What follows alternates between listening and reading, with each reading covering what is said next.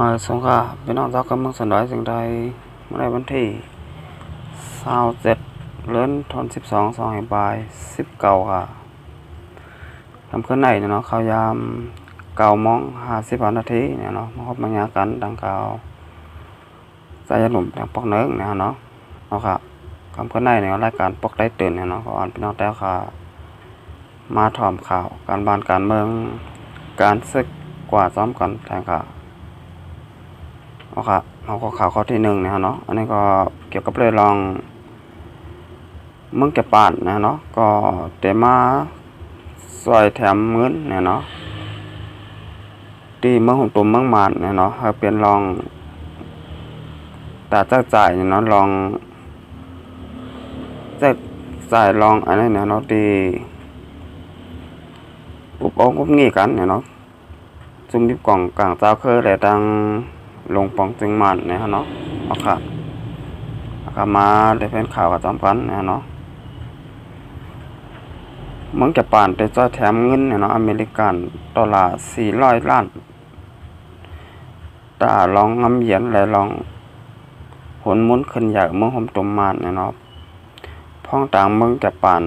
เกี่ยวกับเมืองมานรัฐว่าอยู่ที่หลวงปองจึงเมืองแก่ป่านเสียเดจ่ายแถมเงินอเมริกัน$400 ล้านตาเจ้าตือเนื้อคักการลองงำเหยียนและลองผลมุนขึ้นใหญ่เมืองหมตุ่มเมืองมานบ้านไหนเนาะเกี่ยวกับเลยลองในเสียเมื่อวันที่21เดือนธันวาคม2บ่าย19ค่ะพ้องต่างเมืองแก่ป่านเนี่ยเนาะเกี่ยวกับเมืองมานรัฐกว่าเนื้อปางสับแรงแจ้งข่าวอันจะเฮ็ดตีเวงบิจีนาเจเวงเมืองขางเนี่ยเนาะนั่นว่าอยู่ที่หลวงปองจึงเมืองแก่ป่านเสียเตจ่ายแถมเงินอเมริกัน$400 ล้านแต่เจอตื้อในการลองงำเหยียนหลวงปองจึงตั้งจุ่มยิบกองกลางเจ้าเคอเนี่ยเนาะพ้องตึกอุบโองุบงีเฮ็ดสร้างแลลองหุ่นมุนขึ้นใหญ่ในเมืองหมตุ่มเมืองมานเจิมเจ้าในบ้านไหนเนาะนอกเลยเส้นนั่นนี่ปุ่นพ่องเตซินเนี่ยเนาะอันเป็นซุ่มตรงบงก้อนเมืองแก่ป่านซุ่มหนึ่งก็เตกำแถมเงินอเมริกัน$5 ล้านตาเจตื้อในลองตำวางเนี่ยเนาะปันตีอยู่ก้นปลายเพชรสึกตีเจเวงเมืองขางเนี่ยเนาะบ้านไหนเนี่ยเนาะนี่ปุ่นพ่องเตซินอันเป็นจุ่มตรงบงก้อนเมืองแก่ป่านในนอกเลยเสจอยแถมปันก้นปลายเพชรสึกตีเจเมืองขางยาวก้นปลายเพชรซึกตีเมืองมอนก็เจจอยแถมปันข้าวสารอีกดังก่อสร้างเฮิรนเยเสียมเจอในเยาเนี่ยเนาะอันนี้ก็ดังหลวงปองจึงเนี่ยเนาะเมืองแก่ป่านเขาเนี่ยเนาะก็เตมาจอยเงิน$เนี่ย$400 ล้านเนี่ยเนาะหาเป็นตอนเจ้าตื้อเนี่ยเนาะลองพองยามตึกก่อสร้างลองงำเหยียนกันอยู่เนี่ยลองศึกลงปองเจอมาได้ดังจุ่มยิบกองกลางเจ้าค่ะนี่ก็เรียกว่าเป็นข่าวดีเนี่ยเนาะข่าวดีตอนเป็นตอนเจ้าก็มึงสนายจึงแต้วก็ว่าเมืองหมตุ่มก็ว่าเนี่ยเนาะก็ว่าคนเดมาจ่ายเลยเงินตองเนี่ยก็แต่อะไรมีเงินจะจ่ายเนาะในเมืองหมตุ่มเมืองมันก็ค่ะมันจะเป็นปอมีคนเมืองเกาหลีเนี่ยเนาะมันจะเป็นคนปลายเพศึกเสือครับอันนี้ค่ะก็จะได้ครับพรดีกว่าอยู่เนี่ยเนาะลองมึงจะปานเขาเนี่ยเนาะแต่มาจ่ายแถมบันเงิน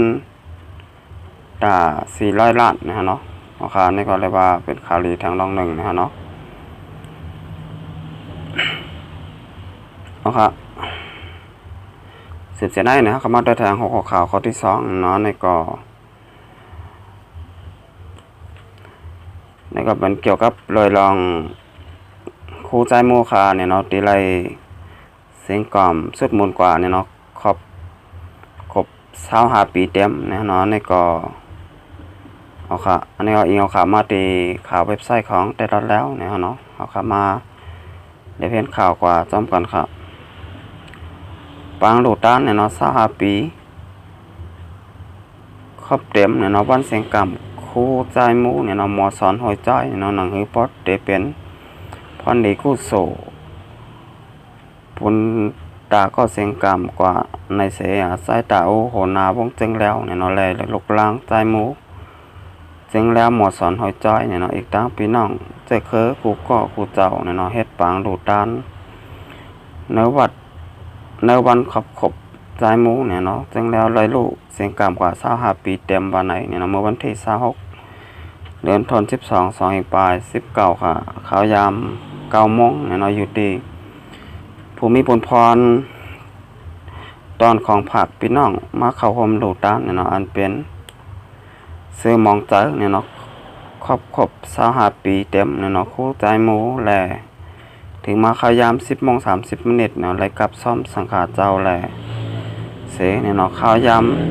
11:30เนี่ยเนาะเตปังหลูดานหยาดน้ำกว่าวันไหนเนี่ยเนาะไหว้เสปังหลูดานยาวโตกว่านั่นเนี่ยเนาะผู้เข้าห่มไล่มีปางกินข้าวห่มหมูกันกว่าองตีหอคำทวีส่วนเนี่ยเนาะสวิกษาเนี่ยเนาะเจเวงลอยสเก็ตเนี่ยเนาะเจตอนเวงเกียงใหม่ในยาวเนี่ยเนาะสืบสัตเฮ็ดป้าปางอุบโอเกี่ยวเลยเพลงความใจมูเตเฮ็ดหือเนี่ยเนาะเฮาปอกุมทิ้งกว่าไรข้าวยาวเมื่อนานั่นเนี่ยเนาะหือผู้ห้องความเตรียมห้องยาแปดเนี่ยเนาะเฮารู้แล้วกว่านั่นเตเฮ็ดซึ่งหือว่าในอยู่ยาวเนี่ยเนาะในก็ปีน้องลูกลางนางเมเนี่ยเนาะและปีน้องเจเคอและดังบงจังแล้วเนี่ยเนาะก็เห็นโดเห็นตานปันเนี่ยเนาะเข้าใจโมค่ะหมอสอนหอยจ้อยเนี่ยเนาะก็เดี๋ยวอะไรว่าเสียงกรรมสุดมุนกว่าครบ25 ปีเนี่ยเนาะอันนี้ก็หึงมันกันเยอะเนี่ยเนาะเดี๋ยวอะไรว่าเป็นพวงความพาที่อันอยากเขียนลงแหลนเนี่ยเนาะลองห้องความเนี่ยเนาะก็นึงเนี่ยเนาะก็เลยรู้เสียงกรรมกว่าข่าวต่าง25 ปียาวเนี่ยเนาะก็มองแต่จำเตะเนี่ยเนาะก็ใส่โมค่ะเป็นผู้ห้องความแล้วค่ะเนี่ยเนาะเรียนแก้แขนลงแหลนเนี่ยเนาะลองเพลงความปลายมึงเนี่ยเนาะเรียกว่าเป็นก็ที่1เนี่ยเนาะเรียนห้องความปลายเมืองใดดีเนี่ยเนาะก็ขั้นต่อถึงพองยามมือเลี้ยวเนี่ยก็มีโตแตนเนี่ยเนาะใบมีพวงความแล้วค่ะเนี่ยเนาะเรียนห้องความปลายเมืองแก้แขนลงแหลนเนี่ยเนาะเหมือนครูใจโมคา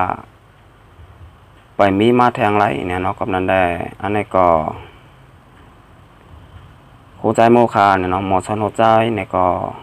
ได้รู้เสียงกรรมกว่าครบ25 ปียาวเนี่ยเนาะอันนี้ก็มองแต่จอมเตะๆเนี่ยเนาะครับอันไหนครับหมอความเนี่ยเนาะคือเสียงใหญ่ของพี่น้องตากำลังแสดงจึงแต้วค่ะเนี่ยเนาะครูใจหมูเนี่ยเนาะก็เลยรู้เสียงกรรมกว่าข่าวต่าง25 ปีอะครับพี่น้องผู้ปันแหงครับคำพูดในเนี่ยก็วันที่27เนี่ยเนาะเดือนธันวาคม2ปลาย19ก็พี่น้องแต้วค่ะเนี่ยก็เตียอะไรยุดการยุดงานกันเนี่ยเนาะข่าวต่าง4-5 วันเนี่ยเนาะก็ว่าถึงมาปีใหม่เนี่ยเนาะปีใหม่ฝรั่งเนี่ยเนาะปีใหม่ฝรั่งไทยมันก็ยุดเหมือนกันเนี่ยเนาะอันนั้นก็ปีใหม่ในเนี่ยก็พี่น้องแต้วค่ะหมออยู่หมอกินเนี่ยเนาะก็อย่าปอเหล่ปอเล่ากันนะเนี่ยเนาะก็ว่ามันนำปอใครเข้มดับลีเนี่ยสมาคากินเหล้ากินหังเอาก็เละเนี่ยเนาะสำกินเหล้ากินหังเละแต่ก็ รถเพลอยู่เนี่ยเนาะก็ว่าพองยามมาแล้วเนี่ยก็เข้าสู่ส่งปีใหม่เนี่ยเนาะก็ประเด็ตั้งร้านก็ตั้งน้ำเนี่ยเนาะอันนี้ก็มาจากจอมนะพี่น้องแต้วค่ะเตียนกินเหล้าเสร็จเลยเลยกลางค่ำกลางคืนเนี่ยเนาะกลางคืนเสียมบากลางวันเสียมบะเนี่ยเนาะสามค่ะปกติให้ลีนั้นเนี่ยกินแล้วก็นอนเนี่ยเนาะอยู่ที่เฮือนเผยเฮือนมันในอำเลเนี่ยเนาะก็เตะปลอดภัยหลีเตะรอดภัยหลีเนี่ยเนาะเอาค่ะแต่ดาคำคนได้เนี่ยรายการปกได้ตื่นเนี่ยก็เตะย้อนขึ้นหรือไว้ก่อนเนี่ยเนาะต้องไปมาคบมางากันแทงวันหน้าค่ะก็กำหนดโซดเนี่ยเนาะย้อนสุบานพี่น้องแต้วค่ะเตียนมาติดตามเนี่ยแล้วช่อง YouTube ค่ะใจหนุ่มเนาะก็ให้อยู่ลีกินบ้านเนี่ยเนาะก็เตียนซ้ำซาอะไรเงินมีคำเนี่ยเนาะปีใหม่ในเนี่ยก็อะไรมีแต่สิ่งใหม่ๆเข้ามาในชีวิตเนี่ยเนาะอะไรมีเงินมีคำกันกูก็กูก้อนเนี่ยเนาะมาสงคราม